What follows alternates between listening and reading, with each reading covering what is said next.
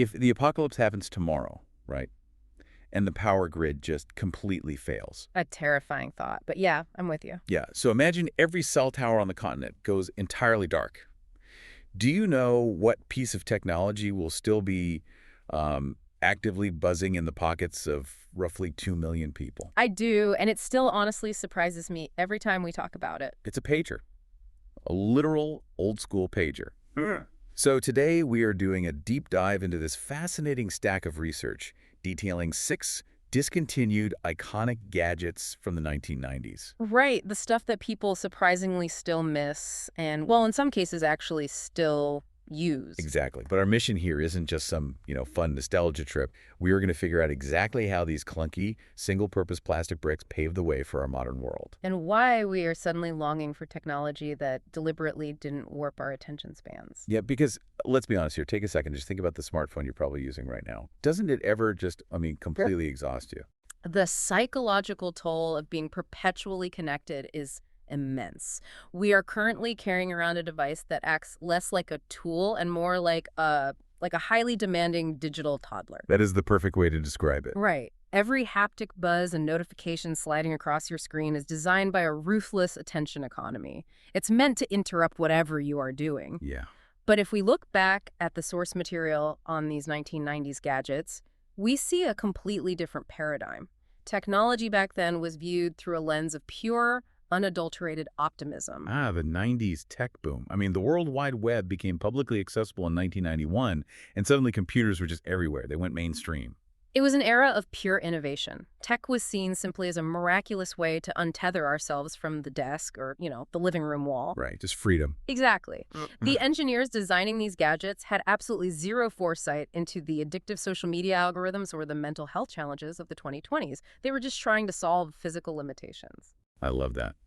I look at this deep dive as kind of like flipping through the awkward but charming teenage photo album of our sleek, modern, smart devices. That's a great analogy. Before the smartphone grew up, got a corporate job, and started stressing us out, it was just a cassette player trying to figure itself out. Yeah. And that idea of untethering is the perfect place to start. Where do we begin? Well, before humanity could figure out how to put an entire supercomputer into our pockets, we first needed to break free from the living room furniture. Right. That breaking of the literal tether started with visual media, the VCR. Now, the underlying magnetic tape technology had been around for decades, really since the 50s. Right. But it was in the late 70s through the 90s that the VCR caused a massive cultural earthquake. Before that box sat under your television, network executives completely dictated your schedule. Yeah, you had no choice. None. If a network aired a show at 8 p.m. on a Thursday, you had to be sitting on your couch at 8 p.m. If you missed it, it was just gone into the ether. The absolute tyranny of appointment viewing. It really was. But the VCR handed the remote control of time directly to the consumer. For the first time in human history, you could engage in asynchronous viewing. Which was huge. It was revolutionary. You could record a live broadcast to watch later or rent a movie to watch entirely on your own terms. That fundamental shift in consumer expectation. The idea that the media should wait for you. Exactly. That idea is the direct structural foundation for the entire on-demand streaming culture we live in today.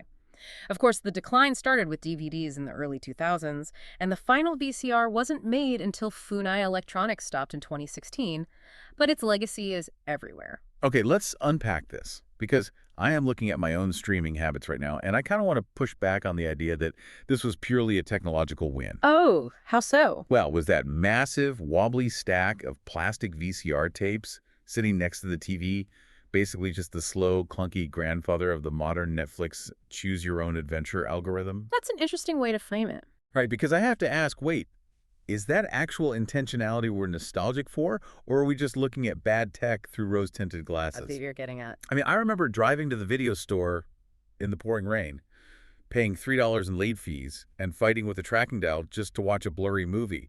Wasn't Netflix removing that friction an objective upgrade? Not a loss? What's fascinating here is the underlying psychology of that exact friction you are describing. In modern user experience design, the ultimate goal is to eliminate all friction. Right, make it as easy as possible. Exactly. Netflix automatically plays the next episode in 5 seconds, specifically so you don't have to make a choice. It requires zero effort to keep consuming. Just a continuous feed. But friction. The act of driving to a store in the rain, browsing physical boxes, driving home, pushing a clunky tape into a machine that forces intentionality. Oh, I see. Because you invested physical effort and time into that specific movie, your brain was psychologically primed to actually sit down and pay attention to it. We have successfully removed the friction from media, but in the process, we inadvertently removed the intentionality. Wow. So the effort was the investment. We value the entertainment more because we actually had to work for it, whereas today we just, mindlessly scroll through 1,000 thumbnails for 20 minutes and then fall asleep. That's exactly what happens. That really changes how I look at those heavy plastic tapes. Yeah. And taking media on our own terms wasn't just for video, right? It was for audio, too. Enter the legendary Sony Walkman. Ah, yes. A device that completely rewired our relationship with public spaces. When the Walkman rolled out in 1979, and certainly as it peaked in the 90s, it allowed a whole generation to take their customized audio on the road. Long before Bluetooth was even a sci-fi concept. Precisely. Before the Walkman, listening to music in a park or on a street meant carrying a boombox. Which meant everyone else in a 3-block radius had to listen to exactly what you were listening to. Yes, whether they wanted to or not. But the Walkman let you soundtrack your own life privately. It created this invisible, personal audio bubble that you could just carry onto a crowded subway. The creation of the private audio bubble was a radical concept. Sony sold over 200 million units. That is a staggering number. It really is. Now, of course, the physical cassette Walkman was eventually doomed. It was cannibalized by the digital revolution, heavily accelerated by the iPod in 2001, leading to its discontinuation in 2010. Right, the classic tech life cycle. However, the source material points out a brilliant modern twist. Dedicated, single-purpose digital music players, including new models under the Walkman brand, are experiencing a massive resurgence right now. Wait, really? People are actually spending money on a device that only plays music when they already have Spotify on the phone in their pocket? They are buying them specifically because they don't have Spotify or an internet connection. People are actively seeking out escapes from their smartphones. Huh. That is fascinating. Think about listening to music on your phone today. Your favorite song is constantly being interrupted by a jarring text tone, a news alert, or a calendar reminder. Oh, I hate that. It totally pulls you out of the moment. Exactly. The modern consumer is starting to view the limitations of a device, the fact that a music player cannot physically receive a work email, as a highly desirable feature rather than a technological bug. A feature, not a bug. The ultimate luxury of simply not being interrupted. It's a huge shift in mindset. But the Walkman proved we fiercely craved a personalized, private bubble for our media. Audio, however, is a one-way street. You just consume it. The real test of this new, untethered mindset was whether we could take two-way communication and creation into that bubble. Right, the drive to connect and record out in the wild. And the recording aspect brings us to one of the most bizarre technological origin stories of the 1990s, the Talkboy. Here's where it gets really interesting, because the Talkboy was a handheld cassette device that let you record audio and play it back at varying speeds. It was so iconic. Right. You can make your voice sound super deep and slow, or like chipmunk high, but it didn't start in an engineering lab. The Talkboy is the ultimate fake-it-till-you-make-it story. Oh, totally. It was dreamed up entirely as a fictional prop for the 1992 movie Home Alone 2, Lost in New York. The character Kevin McAllister needed a cool gadget to trick the adults in the movie, so the prop department literally just glued some plastic together. Just a dummy prop. Exactly. But the toy company Tiger Electronics saw the theatrical release and recognized an incredible opportunity. They decided to reverse engineer a real, functioning consumer product based entirely on this fake movie prop. That is just wild to me. We usually think of movies being inspired by real-world cutting-edge tech. But here, the hardware industry was so hungry for innovation that they actively took their R&D marching orders from a Hollywood comedy. And it paid off initially. Oh, it caused absolute chaos. Yeah. When the functional Talkboy hit shelves, the demand was so unprecedented it caused massive holiday shortages in 1993. It was the absolute peak of cool. For a brief moment, yes. But because it was essentially a novelty toy born from a movie, it flared up and burned out quickly, fading away by 1999. Although I hear it's still alive on eBay for time-traveling nostalgists. It's a perfect example of pop culture driving rapid, short-term technological adoption.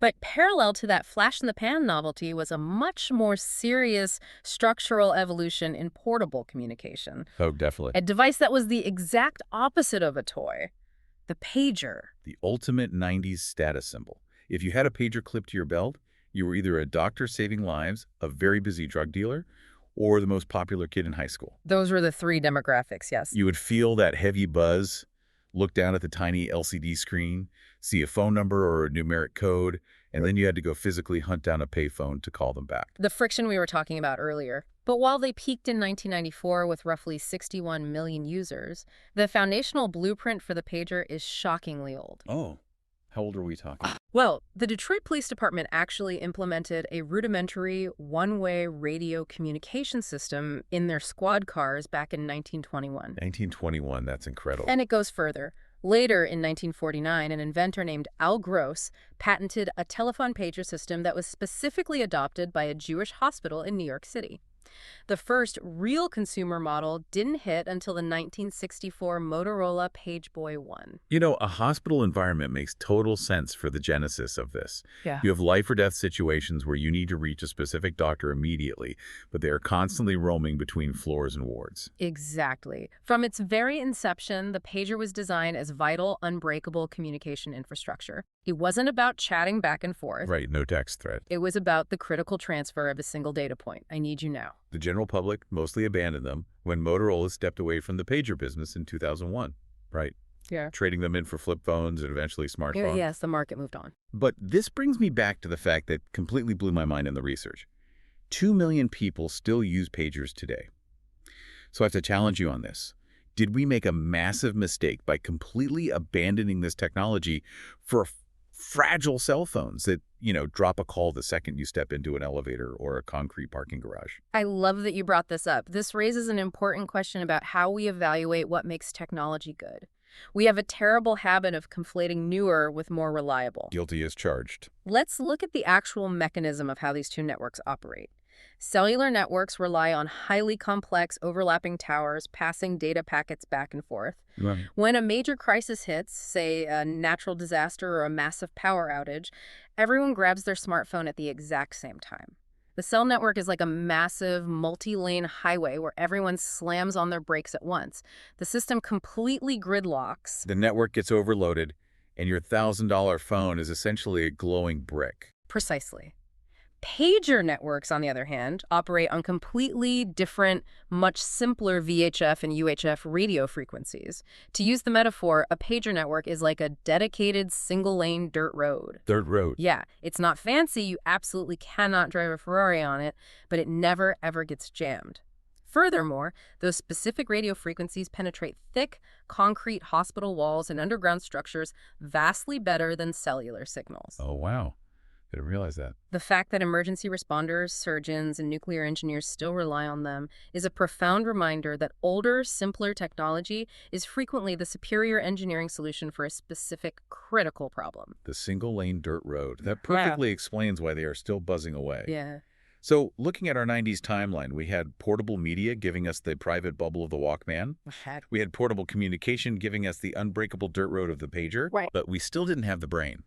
The final piece of this puzzle was the ultimate tech holy grail, attempting to put our schedules, our actual handwriting, and real computing power right into the palms of our hands. The wildly ambitious transition from portable gadgets to truly portable personal computers. This is the era where the blueprints for the modern smartphone were drawn up. And it is a masterclass in the dangers of being too early to the market. Absolutely. And when we talk about being too early, we have to talk about Apple. They are an absolute monolith today, but in the 90s, they had some spectacular swings and misses. They certainly did.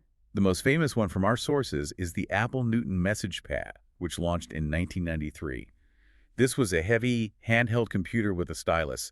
It was essentially the very first device to try and popularize touchscreen technology and handwriting recognition. The Newton is a fascinating case study. In every measurable, conceptual way, it was the direct spiritual precursor to the modern iPad. Just way, way ahead of its time. Apple was trying to invent the tablet computer nearly 2 decades before the general public, or frankly, the underlying hardware, was ready for it. And it failed aggressively.